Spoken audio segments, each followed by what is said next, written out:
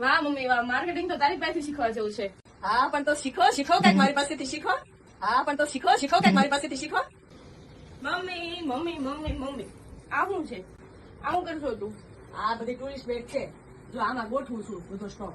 અત્યારે ઉનાળો ચાલુ થાય છે કે નહીં, હા તો પછી સ્ટોક કરવો પડે ને.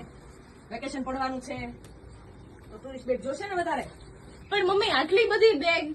હા પણ તને ખબર છે ને ગયા વર્ષની વાત 500 બેગ નો સ્ટોક કર્યો હતો તોય આપણે ઓર્ડરમાં છેલ્લે ઘટ્યો હતો કે નહીં. એટલે અત્યારથી સ્ટોક ચાલુ કરી દીધો છે. પણ મમ્મી તને શું લાગે છે આટલા બધા લોકો ટૂરમાં જશે? હા જશે જ તે. મારો ભાવ જ એવો છે ને, વેચું જ છું એ રીતે કે આપણી બેગ જે ખરીદે ને એ બધા લોકો ટૂરમાં જશે જ તે. વાહ મમ્મી વાહ, માર્કેટિંગ તો તારી પાસેથી શીખવા જેવું છે. હા પણ તો શીખો કઈક મારી પાસેથી શીખો. મમ્મી આપણે દર વર્ષે આટલી બેગ સેલ કરીએ છીએ, તો આ વર્ષે તને એવું લાગે છે કે આપણી બધી બેગ લોકો લેશે? હા લેશે જ તે, કારણ કે ક્વોલિટી જેવી છે અને જે ગ્રાહક લઈ જાય છે એ કે જ છે કે તમારી વસ્તુ જેવી આવે છે પ્રીમિયમ, કે 5 વર્ષ સુધી કઈ થતું નથી. સાચી વાત છે મમ્મી. આ ટાઈપની બેગ જે માર્કેટમાં મળે છે એના કરતા આપણો ભાવ પણ ઓછો છે અને આપણી વસ્તુ પણ ટકાઉ છે.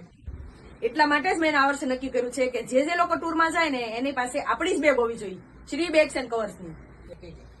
એટલા માટે જ તમને બધાને રિક્વેસ્ટ છે કે આ વર્ષે જે લોકો ટૂરમાં જવાના છે એ લોકોને અમારી આ રીલ શેર કરો. ધન્યવાદ.